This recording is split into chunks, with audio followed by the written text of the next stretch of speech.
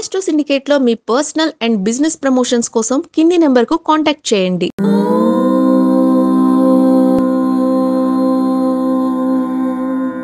ఓం శ్రీ గురుభ్యో నమః. హరి ఓం. లక్ష్మీం క్షీరసముద్రరాజితనయాం శ్రీరంగదామేశ్వరీం దాసీభూత సమస్తదేవవనితాం లోకైకదీపాంకురాం శ్రీమన్మందకటాక్షలబ్ధైభవత్ బ్రహ్మేంద్ర గంగాధరాం త్వాం త్రైలోక్యకుటుంబినీం సరసిజాం వందే ముకుంద ప్రియాం. అందరికీ నమస్కారం. వారం వారం షేర్ మార్కెట్ సమాచారం మీ అందుబాటులోకి తెచ్చే ప్రయత్నం.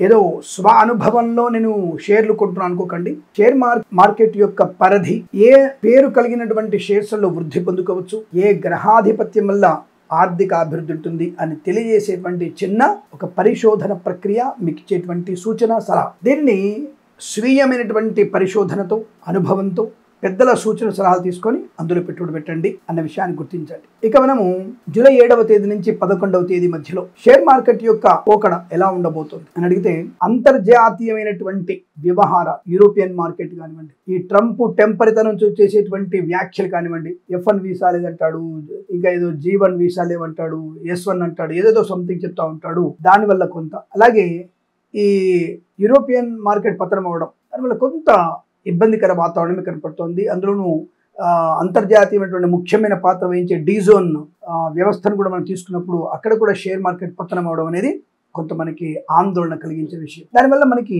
7, 8, 9 దాదాపుగా ఈ 3 రోజులు కొంత పతనాన్ని కలిగించే అవకాశం కనపడుతోంది. లేనిపోని అనవసరపు ఆర్భాటాలు, ఓవర్ ఎక్స్పెక్టేషన్స్ మన మార్కెట్ పతనానికి కారణమవుతాయి. కానీ ఏషియన్ మార్కెట్ యొక్క ప్రయోజనం మాత్రం బలంగా ఉంటుంది. అందులోనూ ముఖ్యమైనది మన భారతదేశం యొక్క స్థిరమైనటువంటి ద్రవ్యోల్బణం, స్థిరమైనటువంటి ఆర్థిక పురోగమనం. దానివల్ల మనకి స్థిరమైనటువంటి ఆర్థిక ప్రయోజనాలు ఉన్నాయి.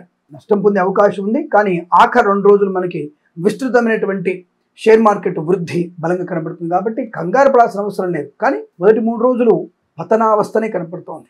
అందులోనూ ఈ చైనా మార్కెట్ వల్ల కూడా కొంత, అంటే జిన్పింగ్ గారికి అధికార పగ్గాలు ఉన్నాయా లేవన్నటువంటి ఒక వ్యూహాత్మకమైన, ఊహాజనితమైనటువంటి విషయం కూడా బయటికి రావడం, అది కూడా కొంత మనకి మార్కెట్ పతనానికి కారణమయ్యే అవకాశాలు ఉంటాయి. అంటే ఇన్ని విధాలుగా నేను కూడా పరిశోధన చేయాల్సిన అవసరం ఉంటుంది. అంతర్జాతీయ మార్కెట్ ఏమిటి, డీజోన్స్ అంటే ఏమిటి, ఇంకొకటి ఏంటి అని తెలుసుకోవాల్సిన ప్రయత్నం చేస్తున్నాను. కాబట్టి ఆ ప్రయత్నంలో భాగమే మీకు నేను ఇచ్చేటువంటి వివరణ, పరిశోధన నిమిత్తంగా చెప్తున్నాను. సో ఆ విషయాన్ని గుర్తుపెట్టుకోండి. సో మనకి ఏదేమైనా మరి ఈ వారంలో మరి షేర్ మార్కెట్ ప్రారంభమే కొద్దిగా నష్టంతో ప్రారంభమయ్యే సూచనలు కనబడుతున్నాయి. గత వారంలో మంచి బ్రహ్మాండ డెవలప్మెంట్స్ ఉన్న గత శుక్రవారం కూడా డౌన్ఫాలే కనపడింది మనకి. సో అలా మనకి కొంత మార్కెట్ ప్రారంభమే నష్టంతో ప్రారంభమవుతుంది. దాదాపుగా మనకి నిఫ్టీ 24,570 నుంచి 24,690 మధ్యలో ఊగిసలాడే ప్రయత్నం జరుగుతుంది. అంటే ఈ వారం మొత్తంలో కూడా ఇక్కడ ప్రారంభమవడం జరుగుతోంది. అయితే మనకి 10, 11 తేదీలలో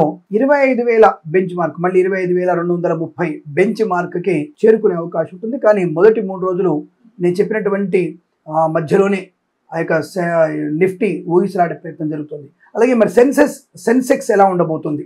83,523 నుంచి 83,780 మధ్యలో బెంచ్ మార్క్ని దాటే అవకాశం, మధ్యలో ఊగిసలాడే అవకాశం కనపడుతోంది. ఏదేమైనా కొంత ఆఖరి 2 రోజులే మనకి లాభం. అంటే 10, 11 జూలై నెలలో ఆ 10, 11 తేదీలు ముఖ్యమైనటువంటిగా చెప్పబడుతోంది. కాబట్టి కాస్త జాగ్రత్తలు పాటిస్తూ మొదటి 3 రోజులు తొందరపాటుతనం లేకుండా డే ట్రేడింగ్ కు దూరంగా ఉంటూ దీర్ఘకాలికమైన పెట్టుబడి పెడితే మంచిది. కాబట్టి ఆ విషయాన్ని గుర్తుంచుకోండి. అలాగే ఈ జపాన్ మార్కెట్ వల్ల కూడా కొంత మనకి ప్రయోజనం కలిగే అవకాశం 10వ తేదీ కనబడుతుంది. జూలై 10వ తేదీ జపాన్ మార్కెట్ కూడా మనకి కొంత ప్రయోజనాన్ని కలిగించవచ్చును.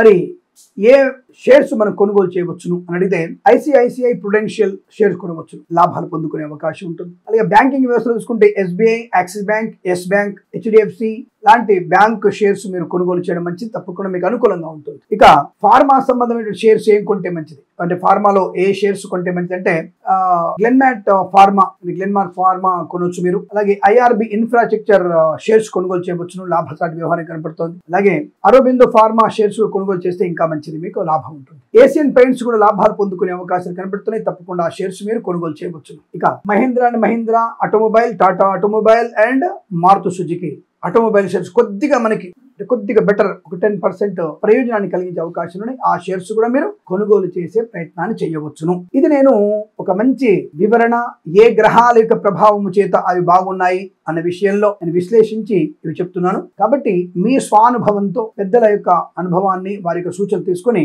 మీరు షేర్స్ కొంటే మీకు లాభవంతంగా ఉంటున్న విషయాన్ని గుర్తించండి. ఇక మరి ఏ రాశి వారికి ఈ యొక్క షేర్లలో పెట్టుబడి పెట్టవచ్చు, లాభం ఉంటుందని అడిగితే ఒక సింహరాశి వారు తప్ప, సింహరాశి వారు ఎట్టి పరిస్థితుల్లో మీరు ఈ వారంలో షేర్ మార్కెట్ వైపు వెళ్ళకూడదు. లాటరీలకు జూదానికి దూరంగా ఉండే ప్రయత్నం చేయండి. అలాగే మేషము, కర్కాటకము, ధనుస్సు రాశి వారు కాస్త జాగ్రత్తలు పాటిస్తూ, అంటే సామాన్య ఫలితాలు కదా మీకు, జాగ్రత్తలు పాటిస్తూ మీరు షేర్స్ కొనుగోలు చేస్తే మంచిది. మీరు కూడా దీర్ఘకాలికమైన పెట్టుబడి పెడితే మంచిది. కానీ సింహరాశి వారు షేర్ మార్కెట్ వైపే వెళ్ళకూడదు ఎట్టి పరిస్థితుల్లో. దీర్ఘకాలికం కానీ, షార్ట్ కానీ, లేదంటే డే ట్రేడింగ్ కానీ మీరు చేయకూడదు, మంచిది కాదు. అలాగే మేష, కర్కాటక, ధనుస్సు రాశి వారు పర్వాలేదు, దీర్ఘకాలిక పెట్టుబడి పెట్టవచ్చు.